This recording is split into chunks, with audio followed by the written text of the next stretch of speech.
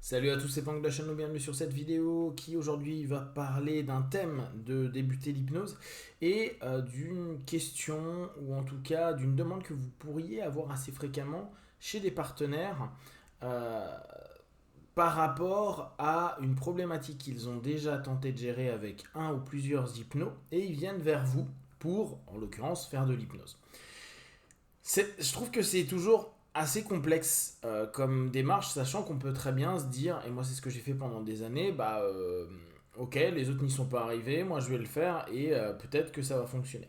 Maintenant j'ai un peu changé d'état d'esprit à me dire, bah si tu as d'autres partenaires, d'autres praticiens qui ont fait le même boulot, je vois pas pourquoi moi je ferais quelque chose de mieux.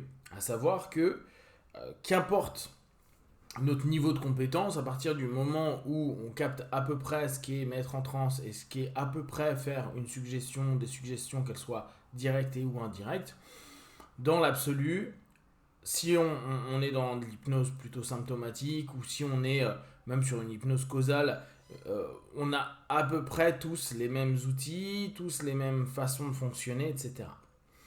Donc, quand il y a eu plusieurs hypnos qui s'y sont déjà collés, je crois pas du tout que moi, donc le nouveau praticien, puisse faire quoi que ce soit de mieux.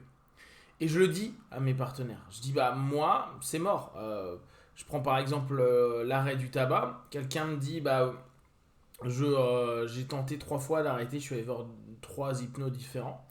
Et ça n'a pas fonctionné, j'aimerais tester avec toi. Je dis, bah c'est mort. Quoi, je ferais pas mieux que les gars, c'est sûr. Je n'ai pas de compétences supérieures. Et je pense pas qu'on ait des compétences supérieures les uns avec les autres sur l'hypnose en tant que telle. C'est-à-dire qu'une mise en transe, qu'elle soit directe et ou indirecte, bah, c'est une mise en transe. À savoir, et je vous le rappelle parce que je trouve que c'est toujours utile de remettre les choses dans le cadre, euh, ça reste quand même un accompagnement à la transe personnelle du partenaire et dans l'idée plutôt hellmanienne, il y a 50% du boulot qui est fait par le partenaire, c'est-à-dire d'adhérer. Je ne sais pas si vous vous souvenez quand je vous parlais de compliance que qu'Albanian mettait beaucoup en avant, c'est-à-dire adhérer, voire même plus qu'adhérer, c'est-à-dire se plonger en complètement en entier dans l'accord et dans les suggestions et dans la transe, etc. etc. C'est-à-dire c'est pas l'observer, c'est pas s'interroger, c'est répondre aux questions s'il y a des questions et faire ce qui est proposé. Sans avoir un ouais mais et c'est chaud, j'arrive pas à visualiser, j'arrive pas à faire ceci ou j'arrive pas à faire cela. En gros, ce qu'il demande c'est, je reprends ce mot-là, un 100% d'adhésion et d'action par rapport à ce qui est proposé. Donc c'est vrai que quand quelqu'un vient et dit bah, j'ai déjà un background au travers de ça avec d'autres personnes de la même spécialité que nous, parce qu'au bout du compte, euh, qu'importe votre style d'école, même si euh, au départ on peut avoir l'impression que la nôtre est mieux, on fait mieux, etc. etc. euh, Au bout du compte, si on est un petit peu sur la notion d'hypnose, on capte bien que bah, c'est peut-être pas là où se trouve le problème. Et dès lors, travailler sur la même chose, c'est-à-dire la même problématique, parce que c'est le symptôme ou le comportement qui va être dérangeant pour le partenaire, ça n'a pas forcément de sens. Et moi, je préfère ne pas prendre un partenaire, en tout cas pas lui faire perdre de temps, parce que derrière, ça va être certainement un échec, et ça va être certainement, pour lui, et c'est ça le plus chiant, hein, une espèce de d'ancrage, alors j'exagère le terme, mais c'est comme si on était en train de faire un IS-7, ouais, ça fait 2 3 gars que je viens de voir, l'hypnose ça marche pas sur moi, point. Alors que, au bout du compte, c'est peut-être pas du tout le problème à gérer à ce moment-là. Je vous rappelle que quand on a des problématiques, des symptômes, enlever le symptôme, c'est ce que veulent quasiment tous les partenaires. Hein. Comme ils disent, ah, je suis pas là pour faire une psychanalyse, je suis pas là pour répondre à des questions, je suis là pour arriver au comment, je suis là pour mettre en place, trouver des solutions, etc. Sauf que il y a souvent, et on le sait tous, hein, plein d'éléments qui actionnent, ou en tout cas qui concluent par ce comportement, la problématique.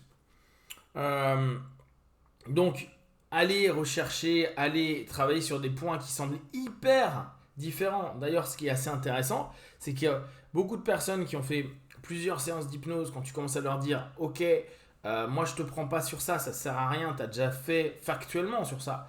Par contre, je vais te poser des questions pour voir à quoi ça peut ramener. Et peut-être qu'on va parler de ton doudou quand tu avais 5 ans et peut-être d'un problème que tu as eu à l'école quand tu en avais 8. Il y en a beaucoup qui à ce moment-là disent non, mais non, non, moi je viens pas là pour ça. Je viens pas là pour parler, j'ai déjà eu des psys avant, ça n'a pas marché, etc., etc. Donc, on a très souvent cette espèce de démarche passive à dire euh, tu es un magicien. Et comme vous le savez très bien, nous ne sommes pas des magiciens. Et bon, quand on débute l'hypnose, on peut croire qu'on est des magiciens. Ah, mais moi j'ai eu que des résultats, ça fait 6 mois, 1 an, et tout me réussit. Ouais, ouais, on en reparle dans 10 piges. Mais avant, c'est normal qu'il y ait un petit peu ce syndrome de Superman. Un moment ou un autre, faut ramener notre partenaire à dire hey, tu viens voir un spécialiste.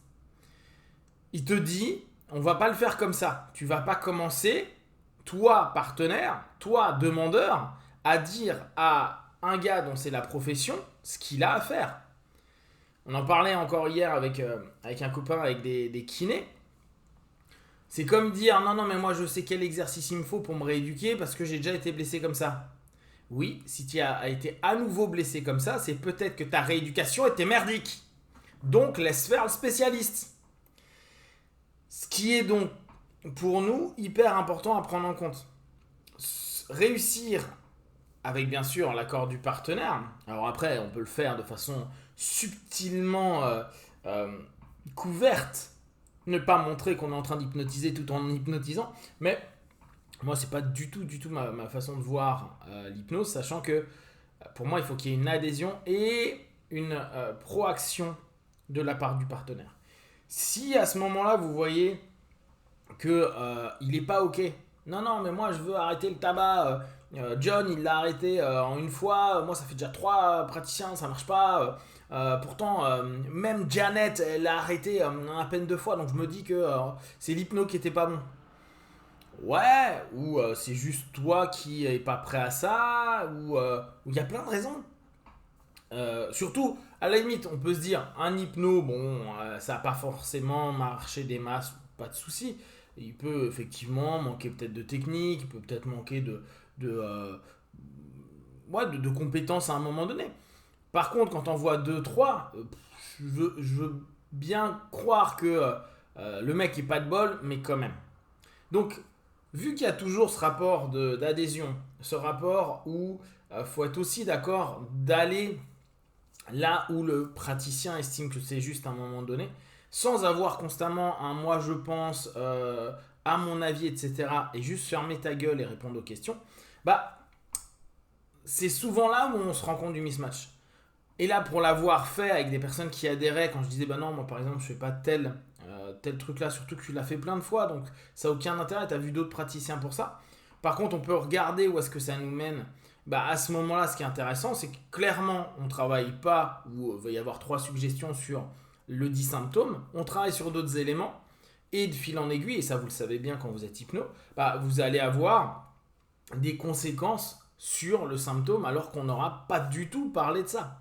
On va parler de, je sais pas, la première fois où le gars a fait du vélo pour un problème de sommeil, alors que jusqu'à présent, c'était que le problème de sommeil. Et ce qui est normal, hein, quand on est en hypno, au départ, on se dit, bah, faut gérer le symptôme parce que notre partenaire, il a une demande, il va avoir une réponse qui satisfait sa demande.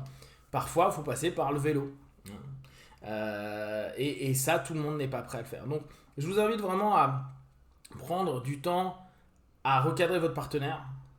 Bien sûr, vous pouvez vous challenger et vous dire ouais, moi j'y arriverai, pas de souci. Quand vous commencez à voir, ouais, ça fait 2 3 hypnos que le gars voit qu'il n'y a pas de feedback, c'est certainement pas ça qu'il faut taffer. Il y a certainement des éléments bloquants en amont qu'il va peut-être falloir un peu ébrécher pour commencer à donner du retour sur le symptôme. Voilà, si vous avez des questions et des remarques, vous partagez sur Facebook, YouTube, j'y répondrai le plus rapidement possible. Comme d'habitude, de tout ce que je propose, ne prenez que ce qui est bon et juste pour vous. Testez, observez, analysez et concluez. Be one, ciao.